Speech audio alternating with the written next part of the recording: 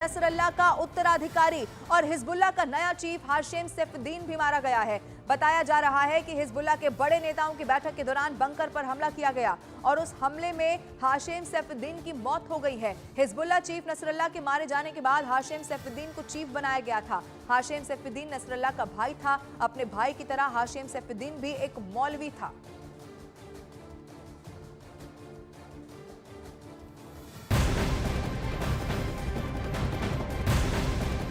और बेरूत में इजराइल की सेना की कार्रवाई लगातार चल रही है। इजरायली वायुसेना की टीम हिजबुल्लाह के ठिकानों को चुन चुन कर निशाना बना रही है। आईडीएफ ने बेरूत में हिजबुल्लाह के 15 ठिकानों को जमींदोज करने का बहुत बड़ा दावा कर दिया है। 2 दिन में इजराइल की वायुसेना ने हिजबुल्लाह की हथियारों की फैक्ट्री, हथियारों का गोदाम और आतंकियों के ठिकाने को निशाना बनाया है। ये बहुत बड़ी खबर इस वक्त आपको बता रहे हैं। लगातार अलग अलग ठिकानों को निशाना बनाया जा रहा है, जैसा पहले कहा भी गया था। अब आपको बता दें, बेरूत में इजराइल की सेना की कार्रवाई चल रही है। अलग अलग तस्वीरें वहां से निकलकर सामने आई हैं। इजरायली वायुसेना की जो टीम है वो लगातार हिजबुल्लाह के अलग अलग ठिकानों को चुन चुनकर निशाना वहां पर बना रही है। आईडीएफ ने बेरूत में हिजबुल्लाह के 15 ठिकाने ऐसे बताए जा रहे हैं जिन्हें जमींदोज करने का बहुत बड़ा दावा कर दिया है। और 2 दिन में ही इजराइल की वायुसेना ने हिजबुल्लाह की हथियारों की फैक्ट्री, इसके अलावा हथियारों का गोदाम और आतंकियों के ठिकाने जहां जहां पर भी हैं उसे निशाना इस वक्त वहां बनाया जा रहा है।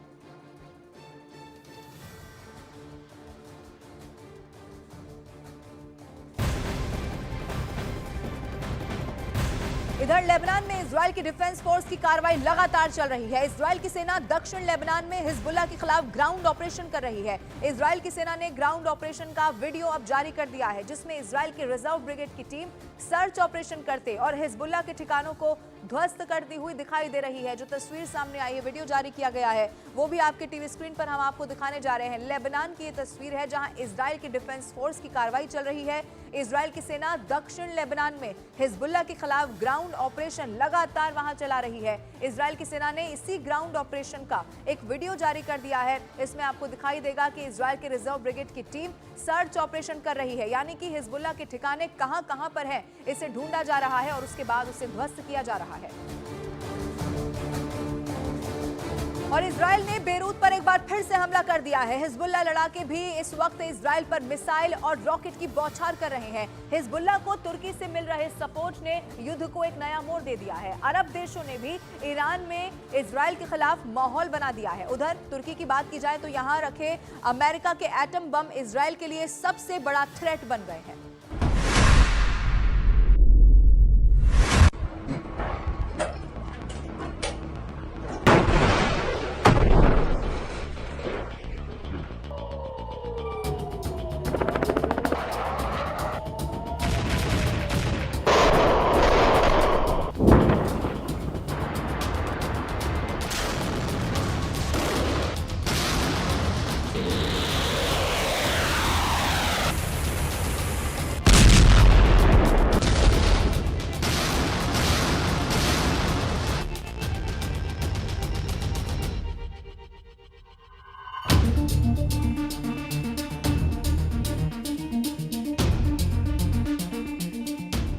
इजराइल ने टारगेट सेट किए, ईरान के न्यूक्लियर अड्डे, ईरान के तेल के कुएं, खामनेई का सीक्रेट बंकर।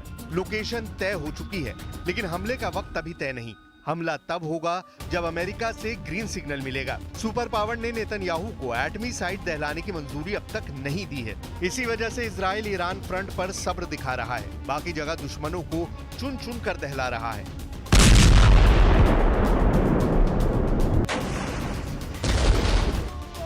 इजराइल ने ईरान के मिसाइल हमले का बदला फिर से बेरूत को दहला कर लिया है।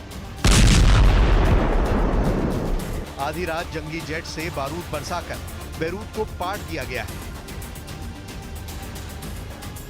On the borders, members of Hezbollah kill Israeli soldiers. But Israel comes and kills people here.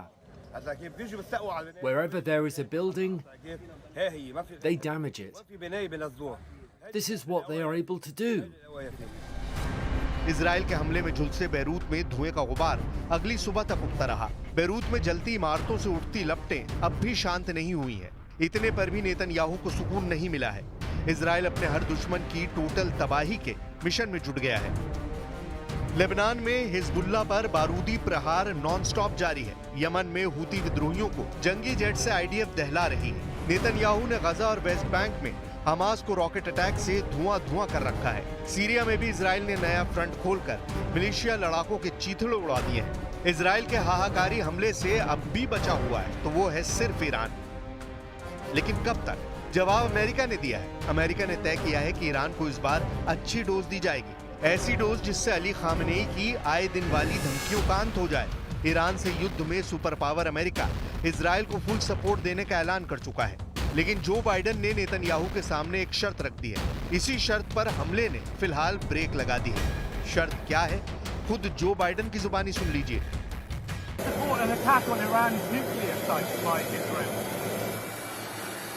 The answer is no, and I think there's things we'll be discussing with the Israelis what they're going to do, but all 7 of us agree that they have a right to respond, but they should respond in proportion. Iran को super power उसी अनुपात में दहलाने का plan बना रहा है जिससे Khamenei को सबक मिले और खाड़ी में कोई दूसरा मुल्क सुपर पावर के सामने सिर उठाने की जुर्रत भी ना दिखा सके। तो क्या है ईरान का पक्का इलाज? अमेरिका का वॉर प्लान। नेतन्याहू क्या इस पर राजी होंगे? कहना मुश्किल है। इजराइल इस वक्त बौखलाया हुआ है। इजराइल दुश्मनों की तबाही तक रुकने वाला नहीं। इजराइल ने नसरल्लाह के खात्मे के बाद भी हिजबुल्लाह पर भीषण हमलों की नई धार दे दी है। अब इजराइल दुश्मन को दूसरे देश में घुसकर भी मारने लगा है। इजराइल ने मिसाइल हमले में हिजबुल्लाह चीफ हसन नसरल्लाह के दामाद हसन जफर कासिर को मौत के घाट उतारा। मोहम्मद कासिर सीरिया से ईरान के हथियारों की डिलीवरी कराने वाला सप्लायर के तौर पर कुख्यात था। अमेरिका ने मोहम्मद कासिर पर $10 मिलियन का इनाम भी रखा था। साल 2018 में यूएस ट्रेजरी डिपार्टमेंट ने मोहम्मद कासिर को ग्लोबल आतंकी घोषित किया था। स्काई न्यूज अरबिक के मुताबिक 2 अक्टूबर को दमिश्क में माजे वेस्टर्न विला में कासिर को ढेर किया गया।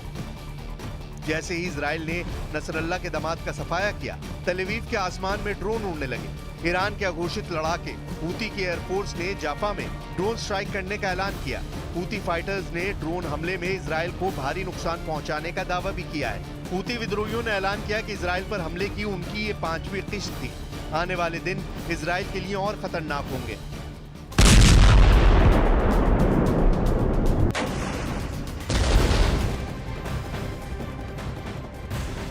और बेरूत में इजराइल की सेना के ऑपरेशन का एक वीडियो सामने आ गया है। आईडीएफ ने बेरूत में हिजबुल्लाह के इंटेलिजेंस हेडक्वार्टर पर हमले का बहुत बड़ा दावा कर दिया है। इजराइल के दावों के मुताबिक उसकी वायुसेना ने हिजबुल्लाह के इंटेलिजेंस हेडक्वार्टर पर हवाई हमले किए और इसी हमले में हिजबुल्लाह के कमांडर मारे गए हैं। ये बहुत बड़ा दावा किया गया है। बेरूत में इजराइल की सेना के ऑपरेशन का एक वीडियो बाकायदा जारी किया गया है। आईडीएफ ने बेरूत में हिजबुल्लाह के इंटेलिजेंस हेडक्वार्टर पर हमले का दावा किया और इसी दावे के मुताबिक उसकी वायुसेना ने हिजबुल्लाह के इंटेलिजेंस हेडक्वार्टर पर हवाई हमला किया और इसी हमले में हिजबुल्लाह के कमांडर को मार गिराया गया है। ये बहुत बड़ा दावा इस वक्त किया गया है।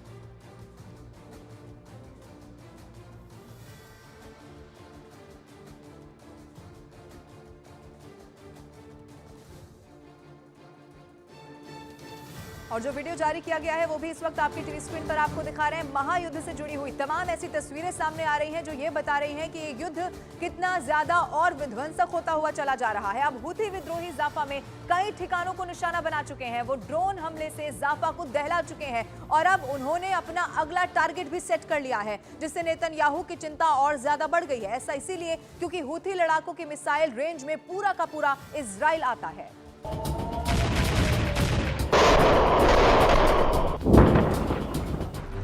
हूती विद्रोही तेल अवीव पर बैलिस्टिक मिसाइल का धमाका इससे पहले करने में कामयाब हो चुके हैं।